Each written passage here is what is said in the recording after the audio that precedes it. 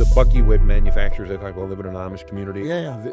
The only place they exist anymore, if they exist, is in an Amish community. Why? Because we drive cars. We don't need buggy whips anymore. If you chose to stick your head in the sand, you're going to go bankrupt if you're the buggy whip manufacturer. Jonathan Mast, a practical AI coach who runs a 7-figure business right out of his spare bedroom. A former salesman who has sold everything from insurance to pigs. He now teaches leaders how to skip the theory and use AI to amplify their work immediately. I run a 7-figure business with 9 employees out of my spare bedroom. How are you using AI today in your business? I have multiple advisory boards. If money was no object, I could ask anybody in the world, alive or dead, to serve on my personal board of advisors. Who would I pick on that? My most profound is probably Steve Jobs. My second will likely surprise you. It's actually Tony Stark. You know, we were friends until you said he wasn't a real character. The perfect prompt framework is simple. It's 4 steps. The perfect prompt framework is simple. It's 4 steps. And step 4 is probably the most important. If I don't give it permission to ask me questions, it'll make assumptions. You know what happens when anybody makes assumptions? What's the risk of not using it or what to look at? The risk is that your competition will be using it. And even more so important, your customers are going to demand it. Hey, thanks for coming on. Love it, man. That's awesome. I appreciate it. Guys, for those that don't know, I believe, look, this is called the Coaches Room Podcast. I got my friend Jonathan Mast on here. He's actually presenting at a conference on AI. Everyone has different types of coaches in this world, and I've been very fortunate to have you as my first AI coach. Well, thank you. I'm honored to be that. It's been fun. It has been. Yeah, it is. Absolutely. It's been, year and a half now? I think so. Yeah, it's been a while. Yeah, it's been good. I mean, such a long way from just like, oh my goodness, you could throw this stuff into ChatGPT to now turning it into, it could understand you. It could create an external brain. It could actually start to help you. I don't know if we're there yet in this operator world where it's doing too many tasks for you, but it's definitely helping you get going. Yeah, we're bridging it. I don't think we're there yet, but we're definitely bridging that gap from me telling it everything it has to do to me giving it an objective and letting it figure out how to get to that objective. Nice. What so for people that don't know you, your background, let's tell a little bit about your story. For those that know Jonathan, he's been the most practical coach and educator in the AI space for the last year and a half. And, I have a lot of pride in, bringing people around you that are like the best at what they do. So that's kind of my goal. Yeah. I mean, again, it started, I always tell everybody in August of 2023, nobody knew that I knew anything about AI. And, we think about it as we're recording, that's just 2 years ago. It's crazy. It's been amazing how fast the market's moved. I think it's been one of the things that's been great for me about it is that AI changes so rapidly that to me, it never loses its interest. I never get bored because there's always fun stuff going on. I appreciate the practical. That's always been kind of my goal. I know a lot of peers that are absolutely brilliant, but it's a lot of theory and it kind of makes my eyes glaze over and I feel like that deer in the headlights and I'm ready to fall asleep, but I try not to be that. So I really appreciate the practical part. Yeah. I think the difficulty is, there's a lot of things that we know it can do. And there's a lot of people that don't know enough about it because they're not using it. Yeah. So they're just almost the entertainers of AI, not the educators. I'd put you in the education category. The entertainers of AI are ones that are just saying like, look what it could do. It could do this, but like, do you use it? And I always think about when I look at content, I always think about it with anything, not just content, but when it comes to something of substance is it useful? Can I apply this? Or how hard is it for me to apply it based upon my current skill set? So you have been someone that's been able to be like, what do you want to get done? So you start with the end in mind and then you reverse engineer. You do the same thing that we do in sports, which is like, what is the outcome? Work our way back. And that's probably why I gravitated to you earlier on was because it's like, you're producing so much content that the body of work proves the actual competency. And I think a lot of times people are like, I do this, I do that, I say a bunch of things, but their body of work, when you pull back the layers, there's not enough substance there for us to actually believe it. I tend to have a trait that I find to be one of the worst traits in entrepreneurship, which is being very skeptical. And I've been very skeptical most of my life, even though I'm quite curious. I find myself to be a very curious individual, but my skepticism comes from the fact that I like to give credit to originators. I like to give credit to history. I look at history does repeat itself, but Oh yeah, I absolutely. want to see where things come from, and then, tell the person that's brought that to the forefront, like, hey man, you made a big impact in the world and you've done a good job. You've done right by people. Let's make sure we give you credit. And when I go behind the curtain on some of these businesses, there's not enough body of work for me to feel that way. So I've been kind of in an environment where I became more skeptical. Um, Now seeing you on the front end, being behind the curtain as one of the earlier clients in Yeah, you were. environments, you've done everything from train me to train partners to train our teams. And the body of work is like, wow, it's so robust that nobody could actually, I don't know if people are going to be able to compete with it because you're constantly evolving. Where did that come from? Is that something you've always had, or is it just because now you're interested in AI, you do it? Did you do this before? I did some of it. I think a lot of it though comes from a core frustration of mine. You ever been to a networking event and somebody walks around and tells you constantly how great they are? Yeah. Oh, we And just had one. we immediately think, well, yeah, probably not. You have to, the old phrase, if you have to tell me, then it probably isn't true. Yeah. And I really, I was blessed to be able to start doing this in my mid 50s. So my wife had a business that was making plenty of money. I didn't have to go out immediately and score enough money to pay for the mortgage. Let's just establish something. I'm going to interrupt you. His wife is way cooler than him. I like his wife way more than him. I want to make sure that she hears that you share very similar dynamics. My wife is way more impressive than me, and I'm okay saying that. We got to marry up. I mean, why would we want to marry down? I married potential Yeah. because my wife met me when I was put together. She met me in a boxing gym. I was in a fight gym. I was training. I was in great shape. I had a full set of hair, and I was in a really good place financially. She was kind of just getting started, and she was all into like financial analytics and forecasting. Mm-hmm. So apparently I'm better at her job at life than she is at her work, because apparently I forecasted better because she's well surpassed me. I love And I went bald and big, and she's like, this is an ultimate bait and switch. Yeah, I love it. Your wife is absolutely awesome and runs an amazing business. She does, yeah. I had a chance to spend some time with her learning how she does her back end operation, because that's where she's strong. Yeah, as much as I'm into the sales and the marketing, she's into the ops. I mean, she's an operational genius, and I wouldn't have a business if it weren't for her, because I'd be the guy that got the letters from the whatever government agency and went, oh, I'll get to that later, and it would have never got opened, and I'd get in trouble. You guys hear that? I'm sharing this for this little snippet for my wife, so she doesn't get mad at me when she sees those mails come in. But yes, I had a suspended license because I just forgot to renew it for a year. Well, yeah, it wasn't because I meant to. It didn't seem important. Exactly. Yeah. Yeah. So I get it. But no, back to your question, I think it really drew around the fact that I didn't ever want to be that person that had to tell people I'm good at this. If you can't look at what I'm doing, that body of work that you talked about, and you can't see that there's competence and hopefully expertise there, then that's on me, not on you. And I don't need to be that hard pressed. I mean, I've been in sales my whole life, but I don't need to be the used car salesman telling you how beautiful this old beat up overweight car is. Let's go take a look and see what we can do. Yeah. Do you want it? Does it fit you? Exactly. Is it the right fit? Yeah. I mean, let's back up a little bit, because I think that we get a little bit of context, because, in this space, there's a lot of people that are coming and going, and it seems like you're sticking, which is really, really nice to see.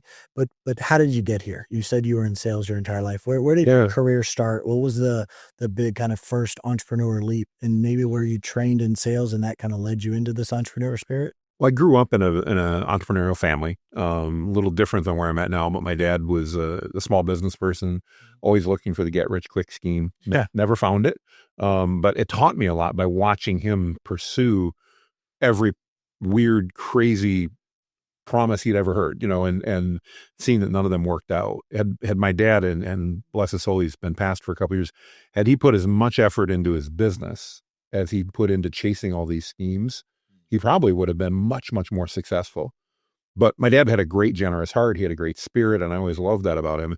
And so to me, again, I wanted to be able to focus on things that mattered. So I started, I was a kid. I started selling clothes. They had a clothing store, and I started selling retail. I hated it. Absolutely hated it.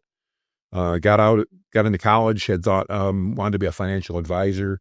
thought this is going to be great. I had a great mentor who was very successful in that field. And he's like, go get an accounting degree, then get a legal degree. You'll be able to talk to people about money with credibility. About halfway through getting that accounting degree, I'm like, sucks. I hate this. If you want to frustrate me, just give me numbers. Yeah, and I actually love numbers and spreadsheets and all that. I think they're cool, but accounting, it's so rules based, and rules are made to be bent. So I'm not a good accountant. And so I got into sales. It seemed natural. I've always been fairly good at that. And what were some of the fun things that you sold? Boy, I have sold, my wife would laugh at this. I've sold everything from insurance to copiers to used cars to pigs. Yes, pigs, goats, chickens, eggs, tons in IT. I spent a ton of my career in IT, and that's probably the most fun I had up until now. I'm having more fun now than I've ever had. But now at your age, you've seen the evolution of technology drastically. Yeah. And I think for me, dial-up was the fun moment, right? When we, there, and someone would call the house or pick up the phone and we'd get knocked off. I remember when my brother and I would kind of like unplug the actual telephone. Just can't take you off. Yeah. Let me get my 30 minutes uninterrupted so I don't have to spend another 7 to get back online. But you've actually seen this, dial-up technology to now, absolute superpower in your pocket. What do you think the biggest shifts are that you've seen in the technology to where it is today at the AI level? So pre-AI, what were your biggest big super compensation curves where they just went way up and it went like a hockey stick? Yeah, I think, the first one was as I was getting into the workforce, PCs were showing up on desktops. We were getting rid of typewriters and adding machines, and PCs were showing up. And just to see that, oh my goodness, what you could do with Lotus 1-2-3, which many of your listeners may not even know, but was a great spreadsheet program long before Microsoft Excel. The things you could do with that they were mind-blowing in the speed in which you could do projections and what-if analysis and things like that we could never have done prior. It was all long form and ledgers. And so that was, I think, the first thing. Then the next big thing was in the mid-90s when the internet came out. I remember the dial-up and same thing. I mean, literally disconnecting phones so that, in my case, my wife wouldn't pick it up and knock me off the internet or whatever. And that then quickly progressed, from dial-up. Then we got ISDN, and, it's like, oh my goodness, we thought we were running so fast. And then we got all kinds of other things that led us up into, cable modems. And now, I've got a Starlink that literally I can mount on my truck and I can be anywhere in the world and essentially connect and get 300 megabit internet. It just blows my mind. We call them backpack backups. Yeah, where we can literally throw them on our backpack if we have to, because sometimes if we're going to do a call, we have an office in a beautiful area that is by the water, but mountains, no reception sometimes. Yep. And if we want to there's a beautiful coffee shop in the mountainside and it's there's no reception there. So it's all right, cool. Throw that thing in the backpack. And now all of a sudden we're able to get on a Zoom call and have a great team meeting and great coffee, which is critical. Yeah. But amazing how far we've come to the point where people don't know how to be bored anymore.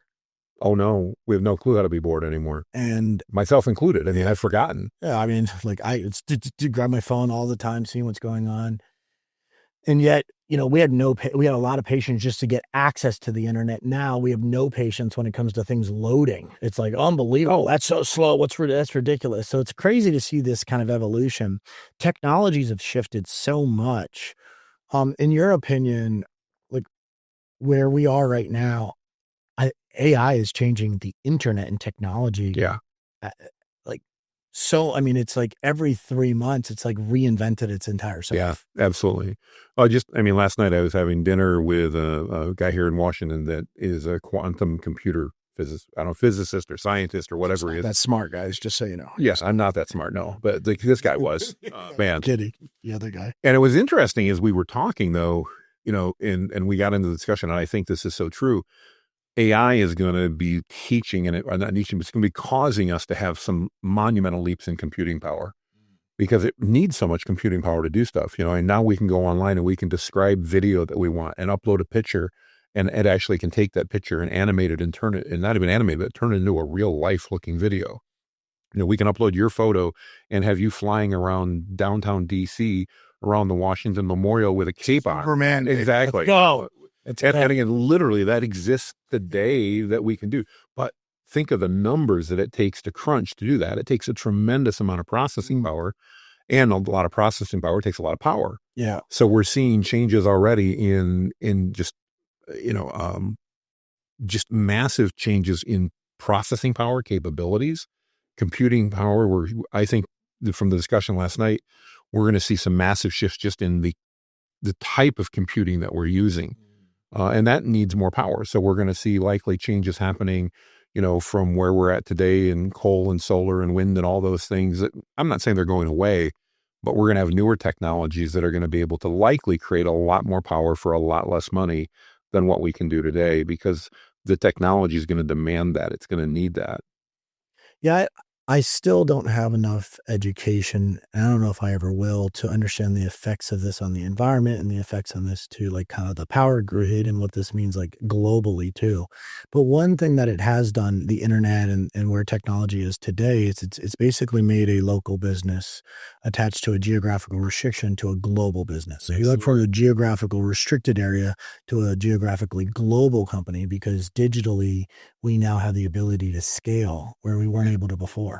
Yeah, I mean, I run a 7-figure business with 9 employees out of my spare bedroom. Yeah. And your employees are from all around the world. And, you know, the people that I've been on those calls, and it's really cool to kind of connect with cultures globally, because, you know, it's always fun when they're like, hey, what time is it for you? Yeah, Because exactly. it's like different parts of the world we're in. And I feel the same way. I mean, we have offices in Australia, Asia, you know, and in Americas. And I think that what's really exciting about that is you could find the best talent not in your backyard anymore. And Exactly. you're not tied into the economics of where you live. I mean, I live here in Reston, Virginia, just outside of Washington, D.C. I mean, we're the 2 wealthiest counties in the country, Fairfax and Loudoun County. Our building, our office is inside of Google's East Coast headquarters. Right. And, you know, the cost of doing business locally here, you know, would probably put us out of business if we didn't have a global business. Well, just as we were walking here into the studio, like this seems a little odd to me. I haven't walked into an office building in probably a couple years. Wow. Because I don't have to for what I do. I mean, I spend time on Zoom.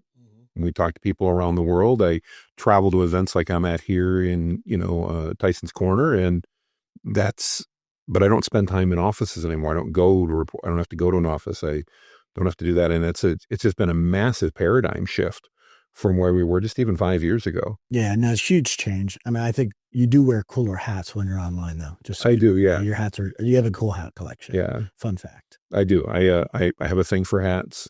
They don't travel well, so I don't always take with me. So yeah, I've learned that because yeah. I'm always wearing one.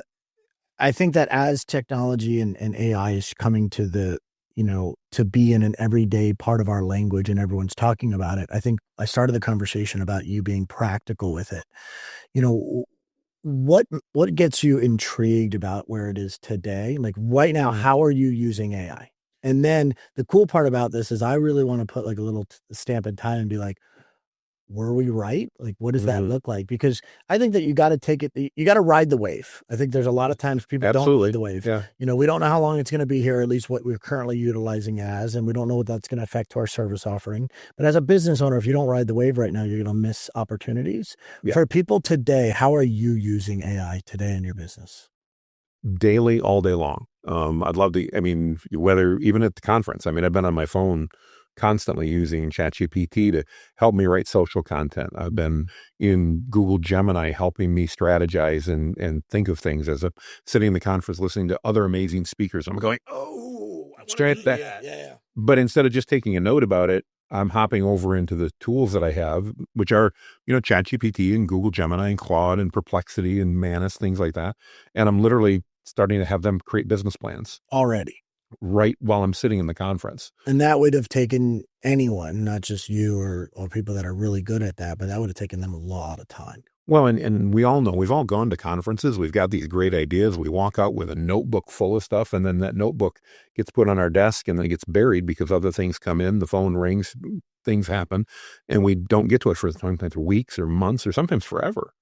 So now it allows me to just lean into my ADHD and get things done right now.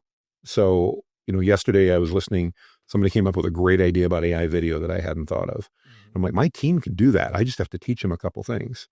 So I literally opened up Manus, which is an agentic AI, and I said, I need you to create a beginner's guide for my marketing team on how to do this. I grabbed a couple of snippets that I'd found, uploaded that. It took me maybe 2-3 minutes on the phone. And it then went out, did the research because I knew what questions to ask because the speaker just told me. And I had it create the guide. I sent it over to my marketing director and I said, hey, in the next couple of days, let's have the team look at this. I think we could use this to create really cool videos to promote our training classes.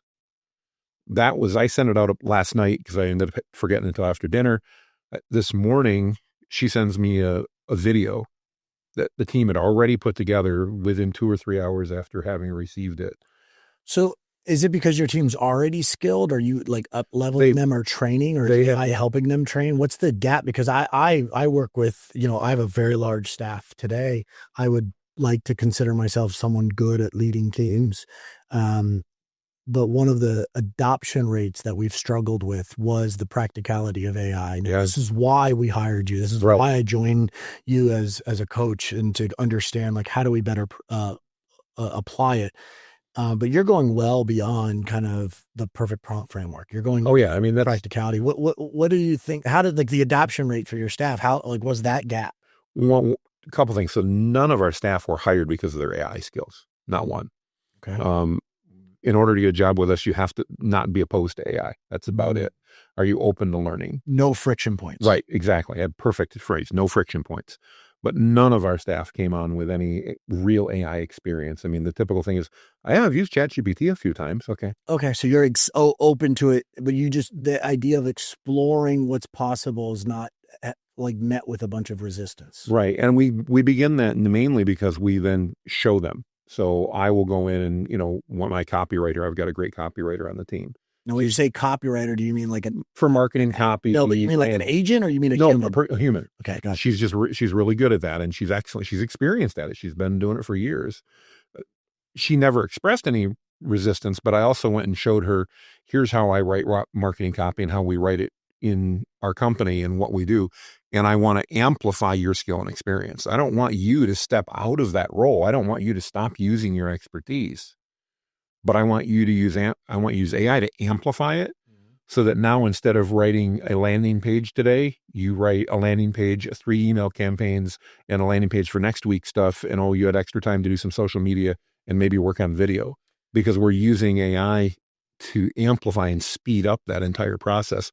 But we're still able to use her expertise at every step of the way. So we're getting a faster but higher quality product than what we could. Yeah, what you've helped me do, because in the beginning, I think we hired you and you wrote our blogs. Yeah. Yeah, well, when we first started working with you, we were doing AI content delivery services. Yeah, you were building our stuff. And then it was like, wait a second, we got to learn how to do this. And you said, hey, not only can I teach you to do that, I can teach your team to do that. And you started thinking about the amount of bloat that our company had to the ability to actually leverage the human capital and assets was valuable.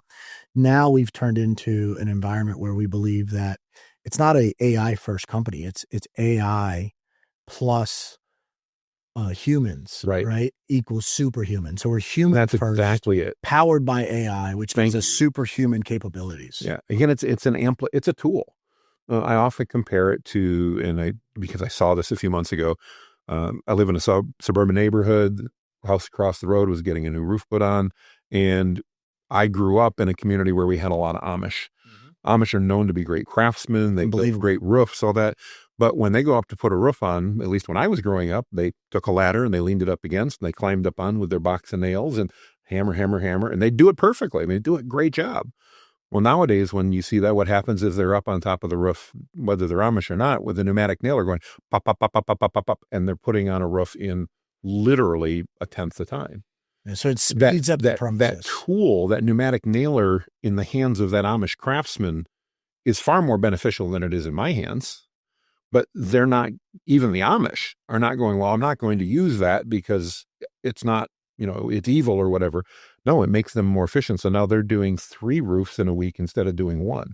And then one thing is really important to kind of factor into this is the standard. Yeah. So the standard that, and anyone that has worked with the Amish understands that their standards are really important. Like when the Amish punish their kids, they punish them by not letting them go to work with them. Right. You know, They're very different value system. Yeah, their punishment is like, you're staying home for the day. You're not able to go work with Johnny and everybody else.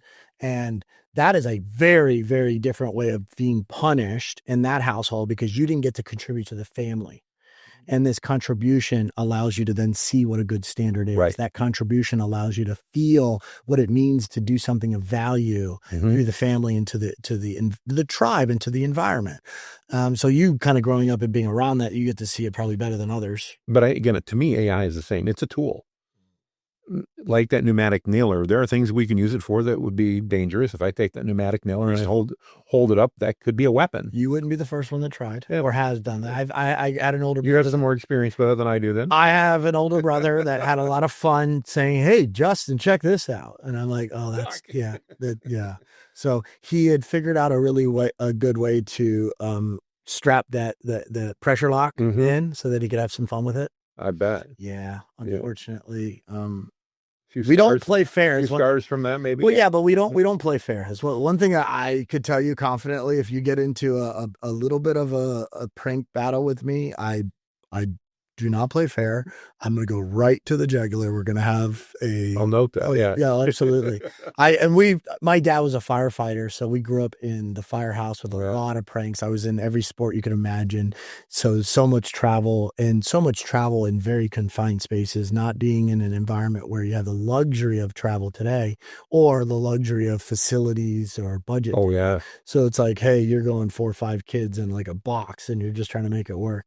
So we learn to make the uneventful fun. Yes, absolutely. Yeah. So, yeah, I mean, to me, again, it just amplifies. And I think that's what excites me about it. You asked earlier, what do I get excited about today? It's not teaching just business people and leaders how to use AI, but it's teaching them how to empower their teams to use AI, just like we were talking. When I can help you bring your team on board, when we did some of your team trainings and I would see these light bulbs go on with some of your key employees and they're like, oh my gosh, now they're having ideas.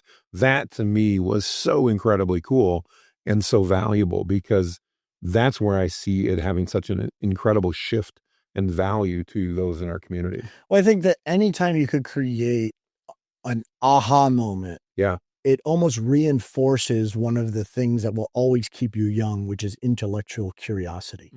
So the power of being bored is to be like, okay with oneself, but the initiative that you need to have to grow comes from intellectual curiosity. Exactly. It's not being stuck in your own ways because that's the fastest way to die. And then you have these moments in time where you're just like, aha, I see something. I'm excited. And I think that's exciting. Anytime you could do that to somebody young is great. You being a little older, I understand you had a sales and technology background, being in IT in a little bit. I don't have a really big tech background. I'm the sports guy. I'm good with my hands. But I realized I mean, technology is cool. So it's a cool factor for me, but I'm not great with it. You've helped make it, like I said, practical. Whether it be content writing or videos, we all like the end result of it. Right. Not a lot of people like to go like head down and get work done.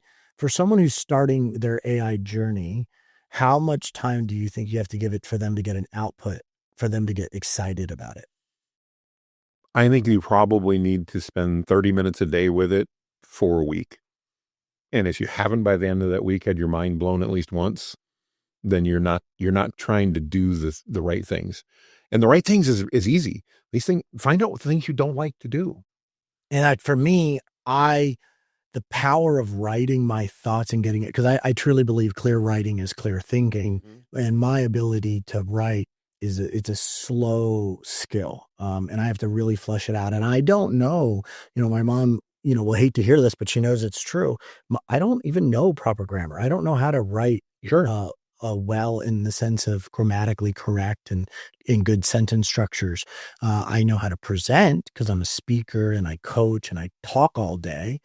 But even that, writing helps me flesh out my ideas. But then what happened is once I was able to take my true IP concepts, my story, and then structure it in a way where now I have something that's valuable, that really opened it up because it removed a huge pain point of my own actual insecurities Sure. that are being presented. Because I'm a big reader. So if anyone sees my library, they're like, oh, wow, you have a lot of books. And I'm like, yes. And I read a lot. Now, what's interesting about me reading a lot is that reading is really good for me, but I'm a slow reader. It's hard for me. Writing, I'm a slow writer, but it's good for me. So I didn't want to actually take away this. I didn't want AI to take away the skill that is hard for me that I'm working on. But now what's really cool is it's actually helping me flush out my thoughts. It's helping me actually clarify the message because it's getting there faster. But the unique part of my story, I want to be put into the environment. I don't want it to be just the same thing everyone else is. And that's something that I think is really powerful, is when you can actually get it to help you with your thinking. No doubt. One of my favorite uses as an entrepreneur is the ability to brainstorm with it. Tell me about that. So I have multiple advisory boards. They're virtual advisory boards, but they're made up of either personalities, skill sets, or individuals that I would like guidance from. One of my favorites is, I thought at one point, if money was no object and no one would say no, I could ask anybody in the world, alive or dead, to serve on my personal board of advisors. Who would I pick on that? And I allowed myself to pick 5 people. Who were they? They've evolved a little bit, because now that I found out how easy it is, they move around a little bit. That's cool. So you could even like kind of push someone off the board without having to buy them out or pay them. Yeah, exactly. Or they don't get upset or offended either, which is really cool. What would you say, who has been the most profound AI board member? My most profound is probably Steve Jobs. My second will likely surprise you. It's actually Tony Stark from the movie. Let's go. Let's go. So not even a real character, a virtual,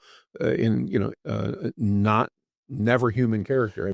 We were friends until you said he wasn't a real character. But now I don't know. Now I don't know if we could actually we could be friends. But I love the movie, and I loved a lot of the things he embodied. Now, he had his issues. I'm not saying that, but it was great, because I often know as a person, while I'm not opposed to risk, sometimes I don't look at risk in the right framework.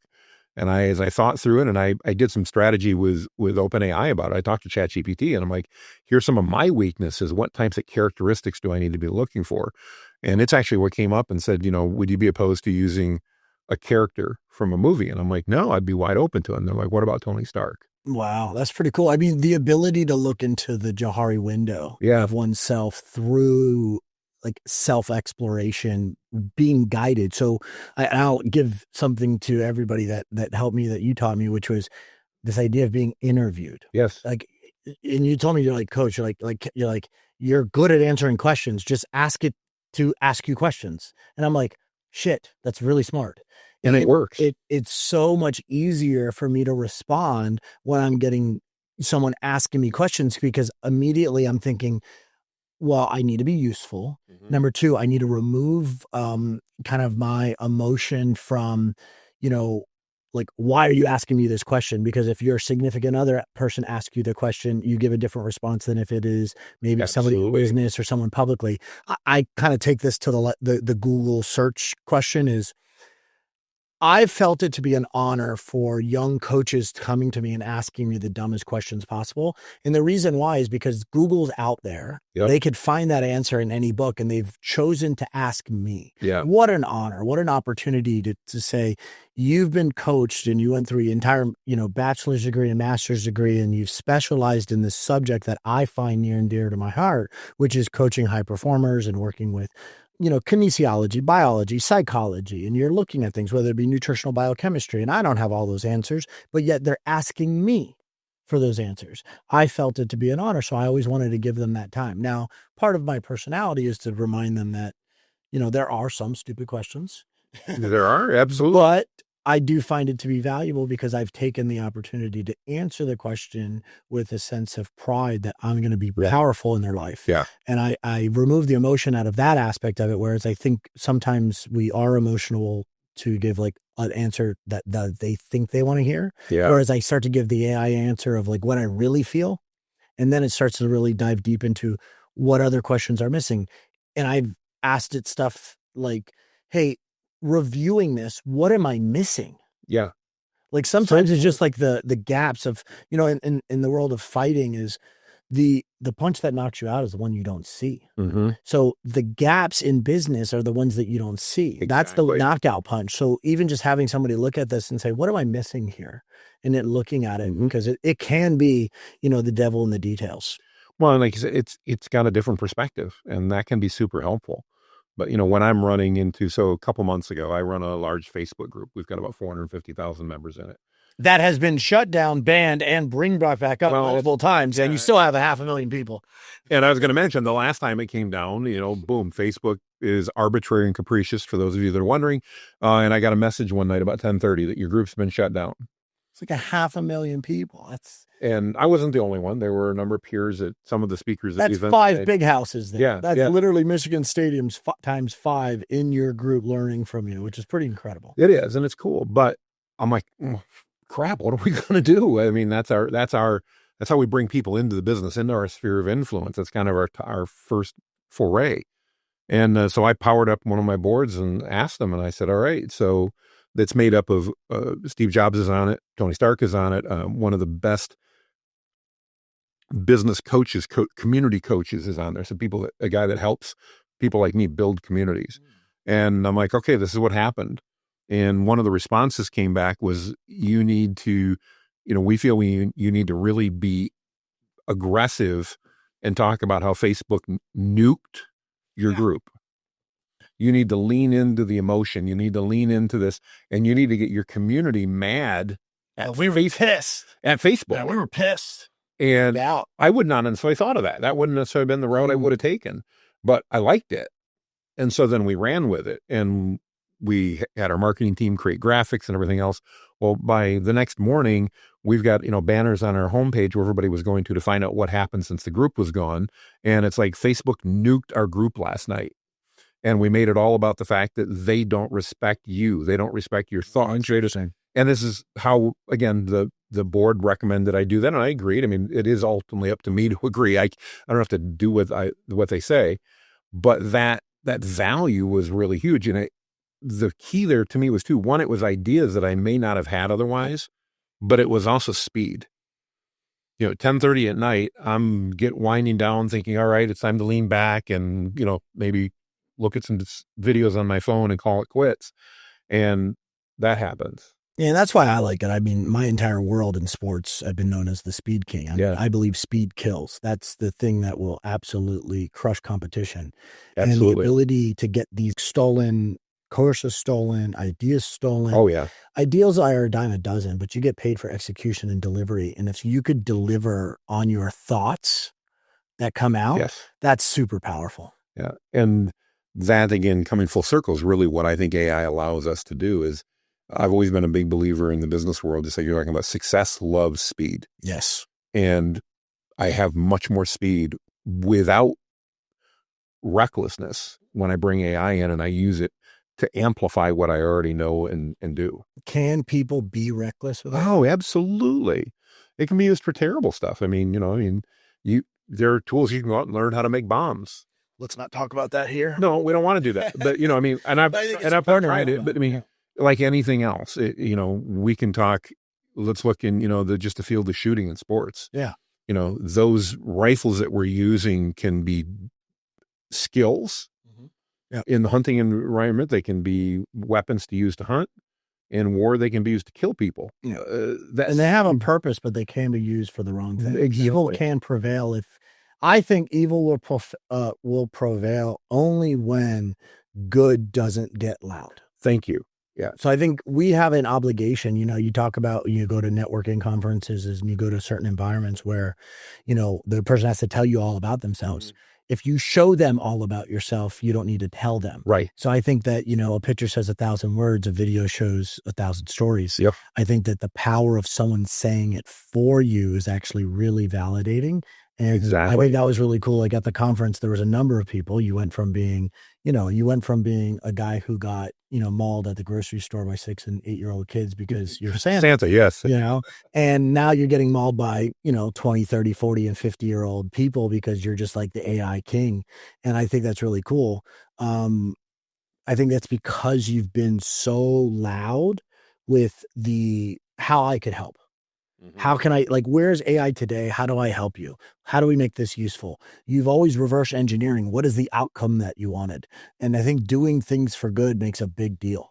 Well, and it's a lot more rewarding. I mean, yesterday I had the opportunity to talk to one of those people, and she was telling me how she's been trying to get her business off the ground. She's based here in Washington, and everything in her world is based upon her education. She's incredibly knowledgeable. She's got tons of experience, but she had no clue how to market it. So I asked her a simple question because she's trying to build a business. She's out of government work. She's been trying to build a business. And I'm like, what, if I work with you, what benefit do I get? Seems to me to be a really simple question. But her answer was all about her education and her certifications. But I've done this, but I do that. Well, let me tell you, I do help me. And I said, okay, when you worked in government, were those important? She goes, yeah, that's what they cared about. They wanted to know what were my certifications, and I said, okay. Not an entrepreneurial world. In the entrepreneurial world, nobody cares until they know what you can do for them. Once they know what you can do, then that becomes credibility. But until they know that, they don't care. And this light bulb went off on her head, and she's like, what do you mean? And we used AI, and she had described to me how she was trying to get her service out that's offered, which is a really cool service. And I just asked AI, I said, I need you to help me write some hooks that will create curiosity on the part of the people that want what we're doing. And literally one prompt. And I turned my phone around, we looked on my phone, and I said, what do you think of this? And she's like, mind blown. I've never thought of that. This morning she comes in and she goes, I tried that last night. I have 4 meetings scheduled already. And I'm like, bingo. Because that's value adding to someone's life. But to me, that's beneficial too. I mean, I could go on and tell her, yeah, you need to hire me to be a consultant and all this and that. But the answer was really simple. I really don't want to spend a lot of time consulting on that. I'd rather just tell her what the answer is. Yeah. And it's better for her. It's better for me. And that's what kind of moved you to where your business is today, where you're doing a lot of coaching and not consulting. Because we've stopped the consulting. Yeah, because the consulting is, number one, it's really labor intensive. It's also expectation management. Although relationships are all going to be managed based upon expectations. And most people, when you do consulting with them, they have a misalignment of expectations. They think that you're going to solve their problems, but solving the problems don't happen unless you do the work. So that's one of the gaps that I have. I'm going to take this down just a notch. No problem. Yeah, make you look good. But yeah, I think that's one of the big things. And you moved in more to a course education and a coaching model, which is it's not just fulfilling, but it's actually very impactful. I will say this, coaching is the most selfish job in the world. People think that, you coach and you're selfless. Like, wait a second. The fulfillment that you get from helping somebody achieve their goals is incredible. Oh yeah. Have you experienced that now coaching? Yeah, it's actually the most rewarding and most frustrating job I've ever had. What makes it frustrating? And the reason why I'm asking what makes it frustrating is I've been a coach for, over 2 decades at the highest level, from Olympic levels to pro sports globally. So my definition of coaching and the world's definition of the internet of coaching is very different and annoying, to be honest with you. But I run with it because I think the word coach as a stage coach to take us from point A to point B and help us with that is really, really important to me and my life's mission. What frustrates you about coaching? I love the stagecoach analogy. It's an easy one to play off of. So when I can go to somebody and go, here's the stagecoach you need to get on to get to where you want to go. And they go, I don't want that stagecoach. But the ticket takes us from point A to B. You said you wanted to go to Baltimore. We're here in DC. All you have to do is get on this train. But I don't want to get on that train. Well, and where do you want to go? I want to go to Baltimore, but I don't want to do it that way. Would you like to walk? No, there's got to be a better way. Would you like to fly? No, there's got to be a better way. And so that's the frustrating part, is that people that I believe legitimately have real goals and objectives can come to you and you can lay out to them, here's how to do that. Here's the steps you need to take. And then they sit there and they lean back in their chair and they go, well, I don't like that plan. Or that's a really good plan. I'm not ready to start. What do you think holds people back from not getting on fear? Action? Fear of what? I'm not sure. That's a good question. I probably need to talk to a psychiatrist, but I don't know that you do, because you've put out about how many pieces of content in the last year? 10 to 15 a day times 365. So a lot, somewhere around 40,000. So you start looking at the volume of content. I think that the fear is going to only go away when there's enough proof of your own representation of the things that you think about. So the more you see in your world, like I could do that, the more confidence that you build. Confidence comes from courage of the first action. Yeah. I always tell people that you need courage. You don't need confidence. Everyone, That's really good. I like that. everyone, yeah, it's actually a book I've been working on for years. I did a keynote talk about courage over confidence. And the reason why that came about is, I'm going to create some social media post stuff. That's good. I hope you do. And I think that it's a good message. That's a great subject we'll roll to next. But I was on stage, and here's a question that I ask people, because I truly believe this, is I think God has given you a gift and you don't know what it is. And your job is to search for it. But once you find it, and I think part of your evolution as a man and as a human is to find your gift. Yes. And everyone has something that's unique to them. And the minute you find your gift, your job is to actually hone it, protect it, invest in it, and treat it like it's a weapon. Yes. Treat it like it's a tool and manage your weapon. And being able to then provide that level of value to the world because of it. One of my greatest gifts is my confidence. I have a ridiculous level of delusion around my capabilities. A great athlete is very delusional. That's awesome. And it comes from the fact that at a young age, I just wasn't scared to fail. I realized that momentum is a really hard thing to stop, good or bad. Yeah. One way or the other. Offense or defensive momentum is really, really difficult to stop. So I needed first the courage to move. Mm. And what happened is when I looked back, confidence is a lagging indicator. It is. It's not leading. Leading is courage. Lagging, right. Looking backwards is the confidence. Oh, that's so good. That's so, yeah. And that really is it. I think it's that fear of failure. What if I try and if I fail? And I'm like, well, at least then that way didn't work. People need to start putting the same amount of weight on success that they do as failure. Correct. People put a ton of weight in the actual component of failure, but they don't put any weight or the same amount or the same respect in the potential of success. And it's because they don't know what it's like to win. But once you learn what it's like to win and how to win and win the right way, you could actually reverse engineer that, and it's very predictable. Don't you think that's it's just in sports or business? I mean, there are people that think that, Michael Phelps was just born a great swimmer. He absolutely was born to do something in a pool that nobody in the world was actually built to do. God gave him that body for a reason, but it's just a body. Had he not trained it, and it'd be just a body, he wouldn't have done what he did. Yeah, you could take 225, drop it in a pool that's 6'5", and it still won't move. Right. But if you put it in the table with the discipline that he had, and again, discipline is another misrepresentation, just like confidence. Discipline is not about what you do every day. Discipline is purely a representation of your focus. Mm.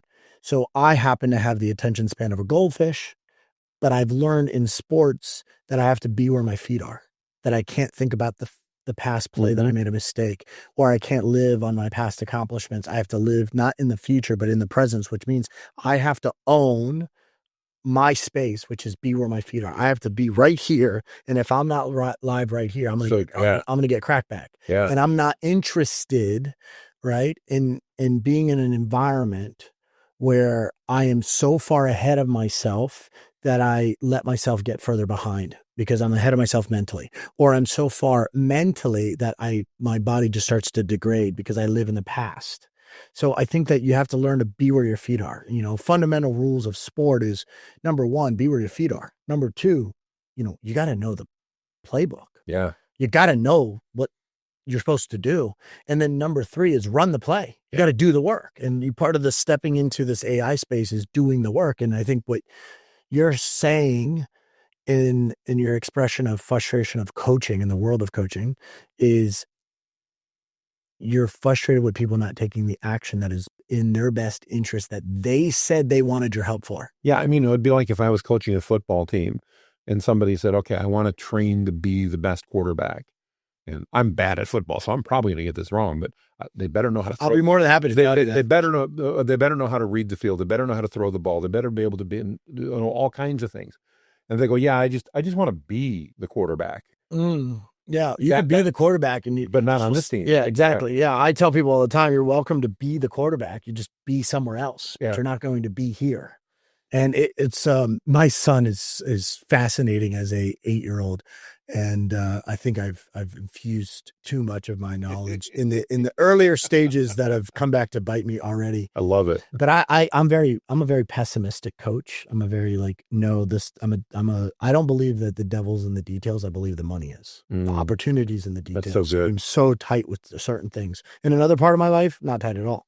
And again, like the concept of, Japanese concept that I love Japanese culture and the traditions and history. And they say, like, how you do one thing is how you do everything. That can't be the further from the truth for me. Yeah. My wife is like that all the time. That's exhausting for me. Yes. I would be so exhausted if that was, yeah. And I think a lot of people say that. And I think that what's interesting is I'm very pessimistic in so many areas and yet so optimistic in others. And I'd get negative with some stuff. And Thomas would be like, be positive. It's actually, it's on. Oh, this is Just Win. So this is another concept. But Jet Moore, who designed my shoes, wrote I love it. my son's life mission on one of them, which says, be positive. Because he says, Daddy goes, he'll say, I'll be negative about something. He goes, Daddy, it's not really that useful, is it? Ooh. That hit. Ooh, I bet. Yeah. So I got me a little like mini Coach Cav who's like, he's just not an asshole. I'm the asshole in the group. And he's just less of a dick than I am. And he's very tactful. And he presents it. He goes,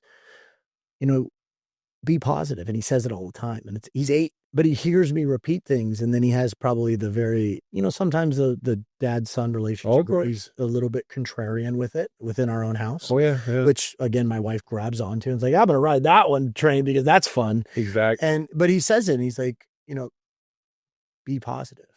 And I think that the only way you could be positive is if you start taking action and you're seeing the positive outcome of your impact, your actions that you take.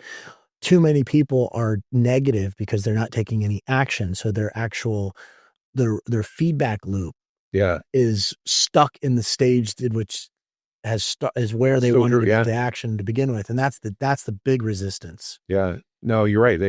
You've got to be able to break out of that. You absolutely have to. So I think going back to what you became world renowned for, I don't even know if you realize this, but I'm in so many different entrepreneur groups, small business groups all around the world, and having offices in multiple different environments and going to different people and seeing different economies based on spaces. We get this AI experts come in and they're like, we got this perfect prompt framework. We got this perfect prompt framework. And every time I said, Jonathan Mast was my first AI coach. Great guy. I consider him a friend. I think that, there's some better ways to use this, but this is a great starting point. And I kind of throw it back that way because I like to. But you became world renowned for creating the perfect prompt framework. And that's something that, because it's gotten so popular, you've lost some of the credit. But in the earlier stages, you were the tsunami that kind of took it in.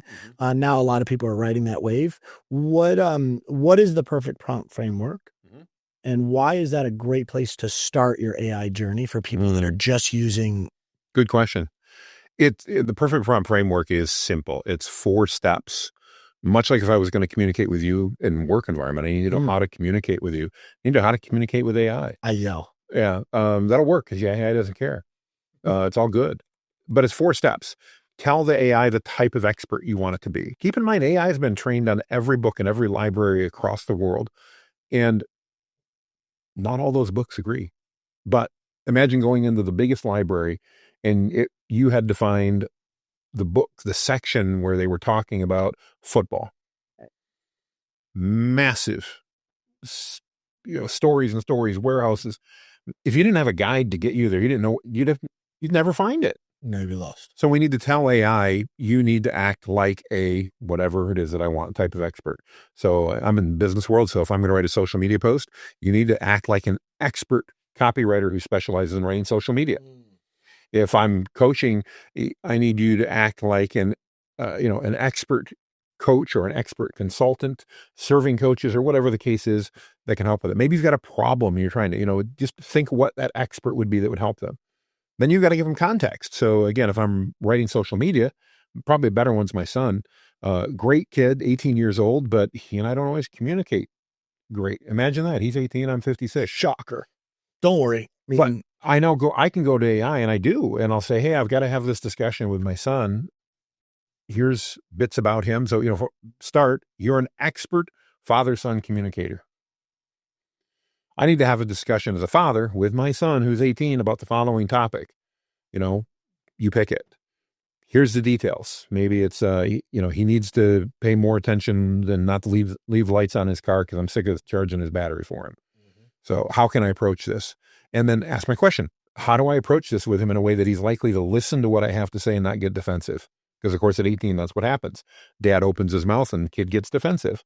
And then the most important part, that's step 1, context, or 1, who you are. 2, context. 3, your question. And step 4 is probably the most important.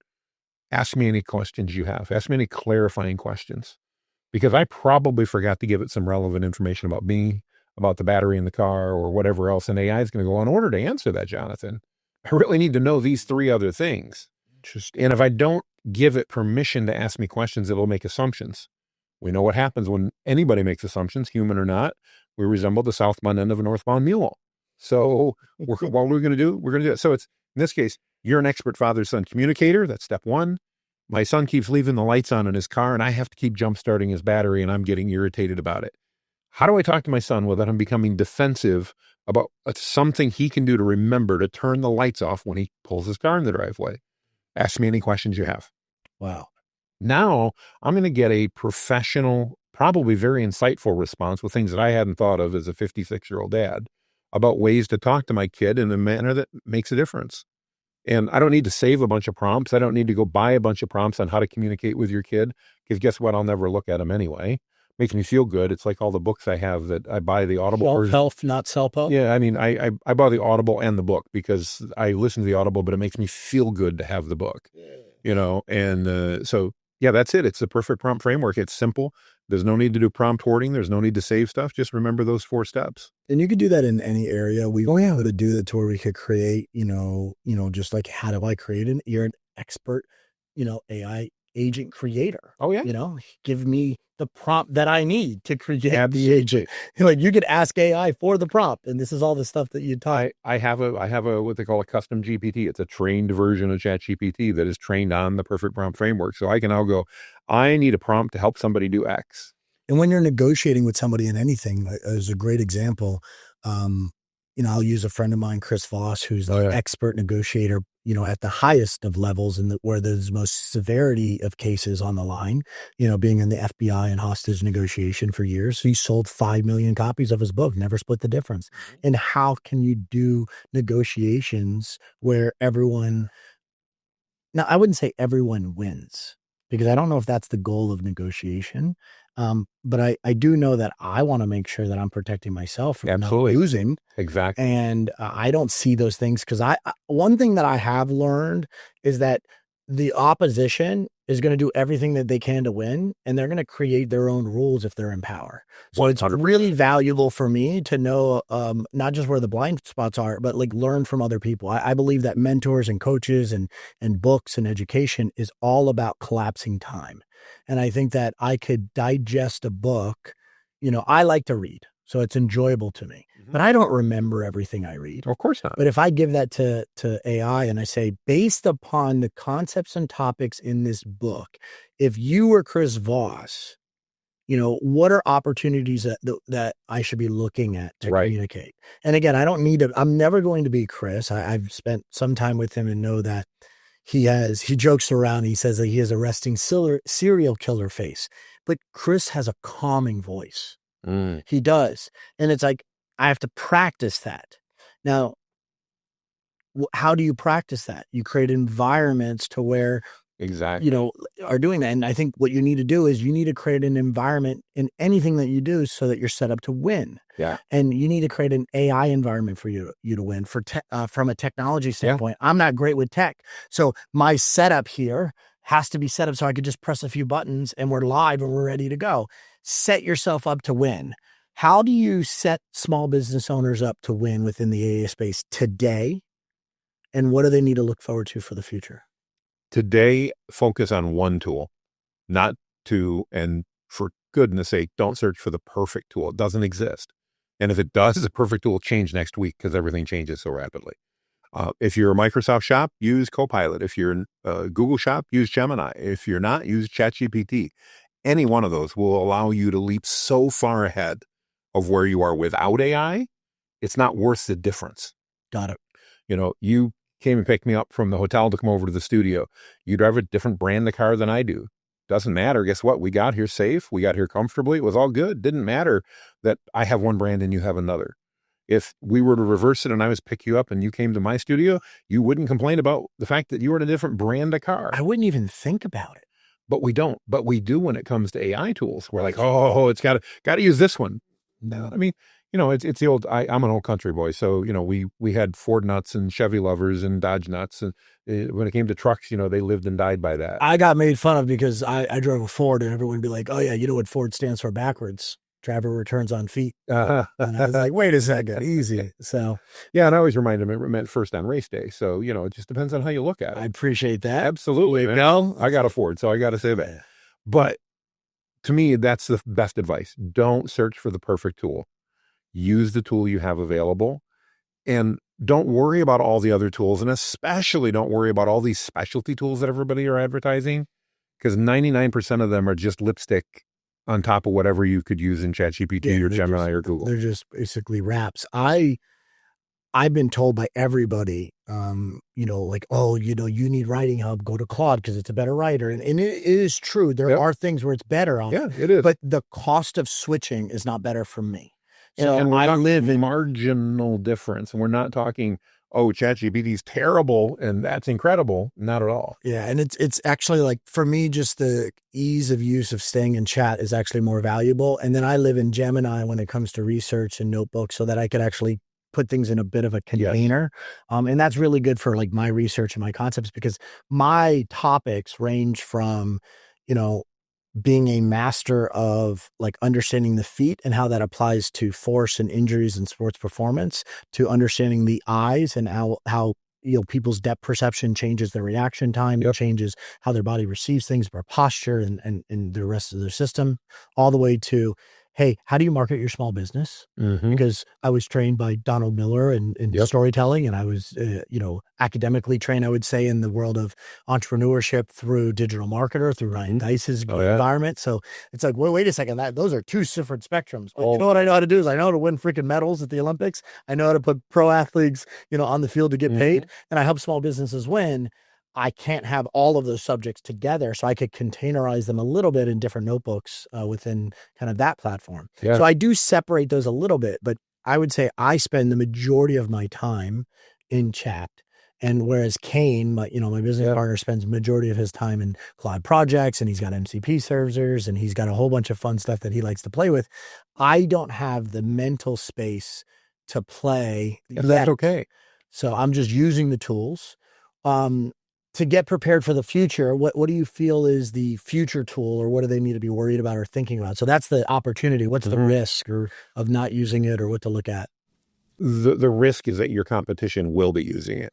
And even more so important, your customers are going to demand it. So give you a perfect example. Just before you came to pick me up at the hotel, there's a Brazilian steakhouse nearby, and I found one, at least. It was right by the hotel. A bunch of us are going to go there for dinner tonight. And so I thought, you know what? I probably better call. We're in a pretty good sized group just to make a reservation. So I picked up the phone and called, and I loved it. The first thing I got on it said, hi, I don't remember the name. I think it was Amy, and I'm an electronic agent to help you out unless you need a human. I'm like, oh, cool. AI, I love this.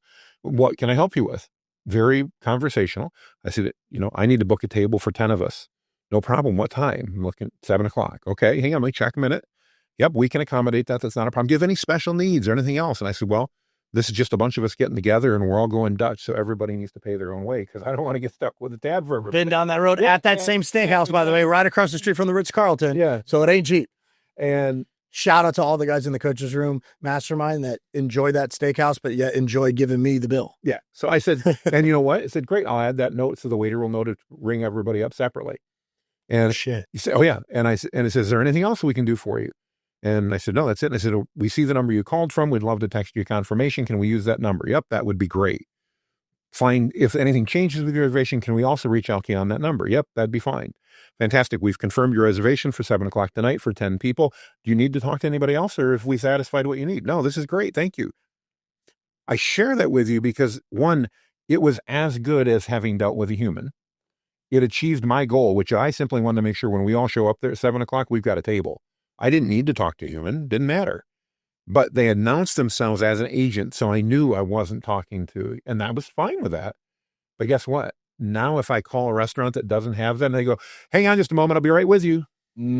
Expectations. Guess what? You just lost points because I can go over to the steakhouse and they could probably take 50 of those calls at one time because the AI agent can duplicate it. And then they could route them to a first available human. If that was needed, which would be, my mother-in-law, if she were calling, she immediately would give me a human. I would do the same thing. I still go into, so a prime example, like my wife thinks I'm crazy, but I still go into a bank. And she thinks I think you're crazy too. Yeah, I still go into the bank. But that's all right. We got to have our But so I say that because if your competition is going to embrace AI, but even if they don't, your customers are going to start demanding that. If you're a coach, the people you're coaching, their parents, their families, the schools, whatever, they're all going to start demanding in time. As soon as they see how AI makes life easier, that's what they're going to demand. I'm this close to no longer working with companies that put me in charge with overseas operators. Why? Because it's not necessary any longer. For less than you pay the overseas operator, you can now have something that speaks perfect English. And yes, I don't speak multiple languages. I'd rather be talked to in English, that can search the entire database and find out real answers instead of just giving me let's see, this is the first one I came up with. I'll tell him this.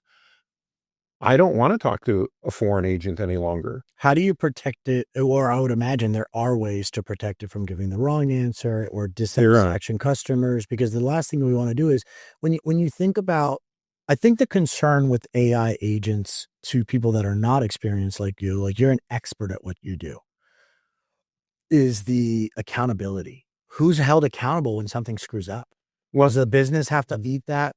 The business eats it when an employee screws up. So I was going to say, it's no different when an employee screws up. If an employee screws up, guess who eats it? I do. Yeah, because what happens in my case, I've seen this a lot, but we had somebody that misbilled a client for 9 months and didn't collect the right payment. Yeah. And we're over here, we're out thousands of dollars, and yet, well, what are we going to do? Like, take it out of the employee's check? We can't do that. And what are we going to do? Like, call that small business owners that's like, hey, they're struggling, and we know that fuel to a business is their cash flow, and be like, hey, you owe us, 15 grand. So it's almost like, wow, whatever the misstep is, someone has to be held accountable. Yeah. What do you say to that? Well, one, the same thing you started with, if it's your employee, you're still accountable. So you are accountable as the business. And that means you've got to test. And one of the things that the restaurant did so well that I think buys them tremendous amount of grace from the customer is they didn't try to fool me and think I was talking to a human. Absolutely. They told me right up front, I'm an electronic agent. Now, they could have said AI agent. They could have done anything that doesn't matter. But now immediately I know that I'm talking to a computer. That's important. Because now if I get there tonight and there's not a reservation, am I still going to ask them to find me a table? Well, yeah, damn straight I am. I am, no question. But I'm not going to be mad at an individual. I'm going to realize it was a tech error. I'm not going to ask them to pay for our dinners or anything like that. I'm just going to go, great. So let's pull 3 other tables together and we're going to make it work. Yeah. Which is what you would do as a good human being. Yeah. So they don't have manners anymore. The hard part comes in and this happened with Air Canada. Air Canada had put this in place and somebody called in for a bereavement flight. And the AI decided to be overly sympathetic and comped them the flight. Nice. Can we do Can we do Japan when I fly? Would that be? Yeah. Fly globally. That's a little bit nicer. So they comped them the flight. This is where the business made a mistake. What would happen if an employee did that? Air Canada would suck it up and they'd give them the flight and they'd teach the employee. Yeah. Air Canada decided to not honor what the employee had said. In this case, their agent cost them a lot of bad will. Yeah, especially with the customer base that is really, really hard to... Instead of letting the customer know, wow, that's not what the agent should have said, but we are going to honor it, just like we would if it were an employee, and then teaching the employee, which, by the way, you can yell and scream at it. It doesn't care. It's AI. So you can tell it how bad it was, and it'll hopefully get better. And I'm worried about them taking over one day, so I'm a little bit nicer to my AA agent. It's one of the reasons why I have a lot of females that work. As long as we can pull the power plug, I'm okay. That's true. I don't know if you can. Yeah, it'll depend. It'll get different. But that's one of the reasons why I have a lot of females that work with me. Number one, I find them to be less emotional. I find them to be more logical. I find them to be better at taking directions and more accountable. And I tend to show up different. Whereas if a guy was doing that, I'd be like, dude, what the fuck's your problem? Yeah. Get your shit together. I say that a little bit differently when I say that to a female. Exactly. And it puts me in a better tone. All the ladies that work for me are like, bullcrap. He probably talks to us that too. He's calling us out and be like, Oh yeah, absolutely. But so yeah, I mean, I guess again, really simple question. The buggy whip manufacturers, I talk about, live in an Amish community. Yeah. The only place they exist anymore, if they exist, is in an Amish community. Why? Because we drive cars. We don't need buggy whips anymore. Yeah. If you chose to stick your head in the sand, you're going to go bankrupt if you're the buggy whip manufacturer. AI is going to do the same thing to most businesses. And it doesn't mean you didn't use AI everywhere. I'm not saying that. I mean, maybe you're an attorney and you go, I can't upload client data files to it. Okay. Well, we could move one internally that didn't connect to the internet, and you could, but there's still other areas we could. How about your onboarding process when you bring a new client on board? Mm-hmm. How about your outreach, your marketing? There's all kinds of areas, even in medical and legal and things like that, where we have a lot of compliance, that we can still utilize AI to help do our jobs better. Yeah, we see this a lot with business owners, whereas if they have a strong resistance to something in a particular area, that they don't think about, well, what about the areas we can use it in? Right. You think about all the things you can't do. And again, this is where it becomes a unuseful mindset. Exactly. Just being negative. And this is where, the 8-year-old lesson, which is be positive. It's like, well, where can you use it that is in a benefit to you? Exactly. And in an area where it's like a lawyer or a medical person where there's a high standard for competency, you have the opportunity to be like, okay, well, you have a high degree of competency, mitigate your risk. But then in the other area where you're probably not competent, which is in the business side of things or the operations, exactly, how could it help you? And I find that to be very valuable. I mean, people thought I was crazy, but for someone who uses AI a lot, I just learned, number one, you can put the little widget on the phone, right? Isn't that awesome? Just press it right there. But then I could do this and I could just talk to it. It's like, hey, I'm interviewing Jonathan Mast, my AI coach, and has taught me how to use you. What questions could I ask him on my podcast? He's here with me now. What would you say to him? Absolutely. Let's get straight to the point. Here are a few questions you can throw Jonathan's way on your podcast.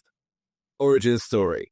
Jonathan, what got you into the world of AI coaching and what sparked your interest in training others to use AI tools like ChatGPT? Biggest lessons learned. What are some of the most surprising or impactful lessons you've learned from helping people integrate AI into their workflows? Common pitfalls. In your experience, what are the biggest mistakes people made when they first start using AI tools, and how can they avoid them?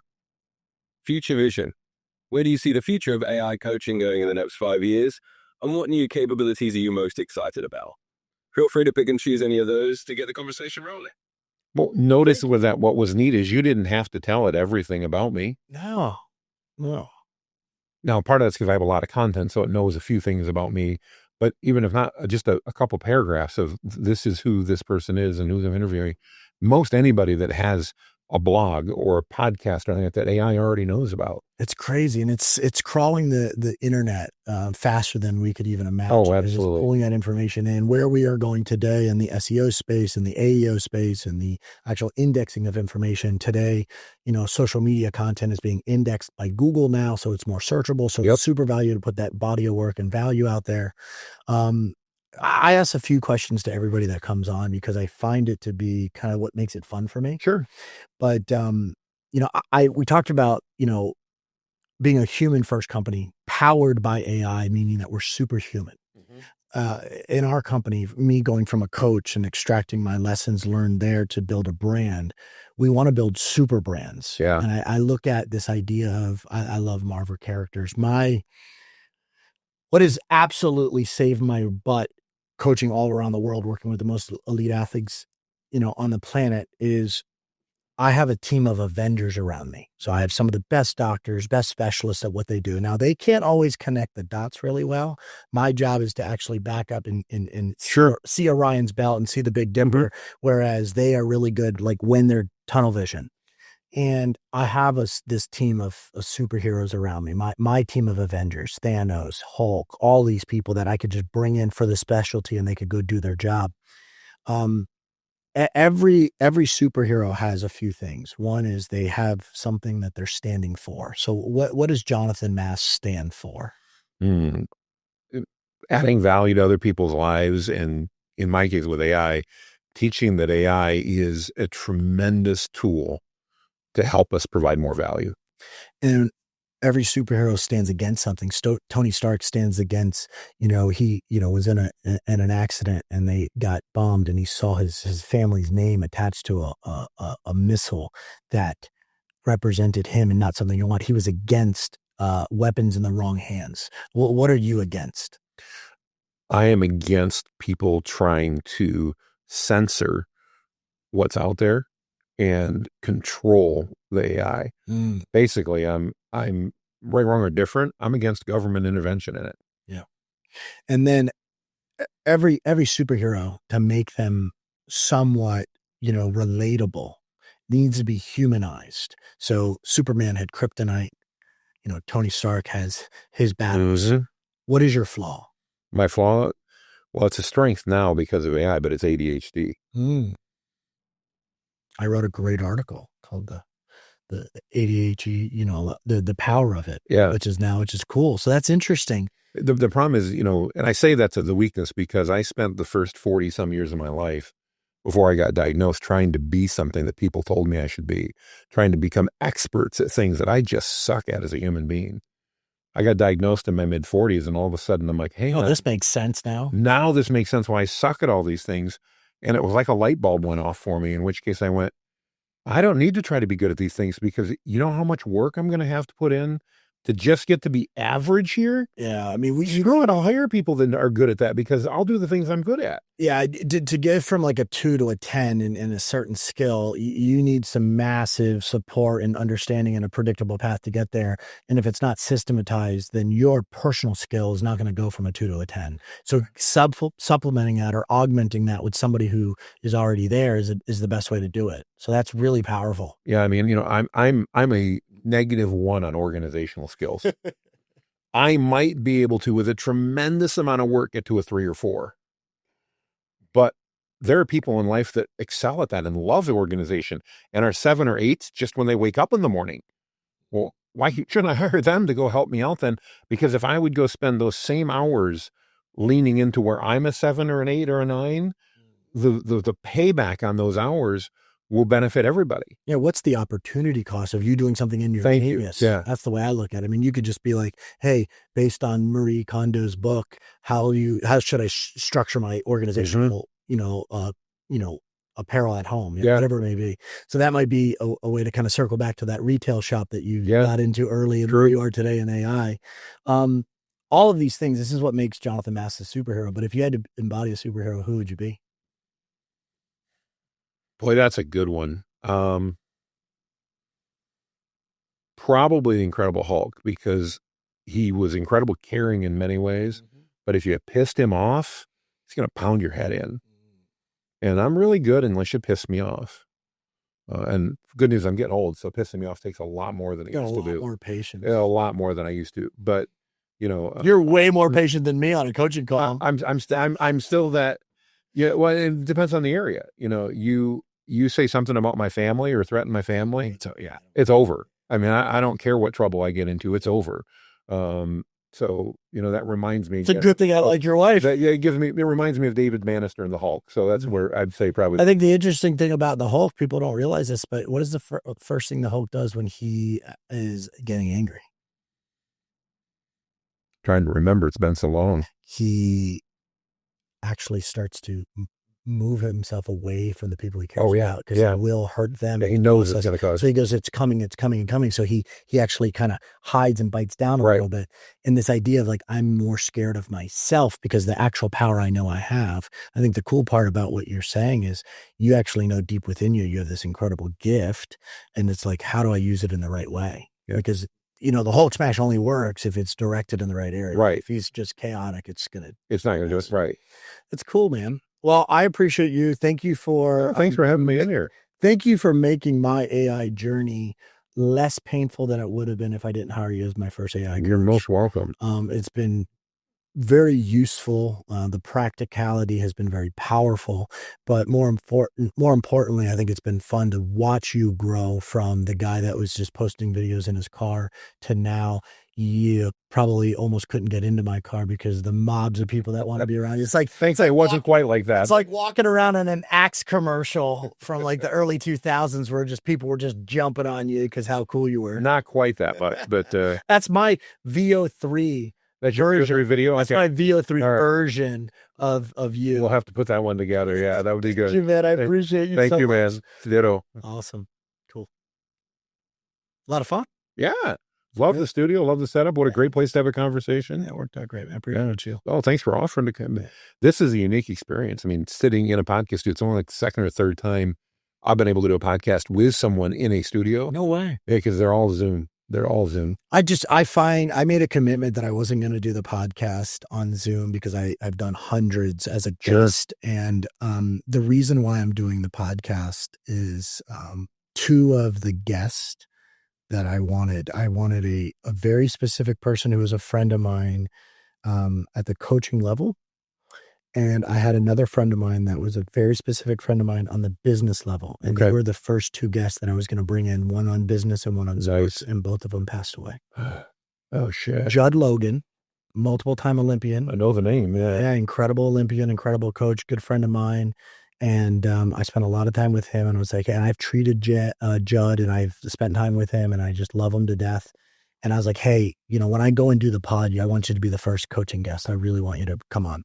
And then the other one was a business friend of mine who I met in LA. And I'm like, man, you've lived the life. You've lived 1,000 lives over. You're a fun dude. And it's Steve Sims. And sure. Yeah. He passed away not too long ago. Yeah. And I've known Steve.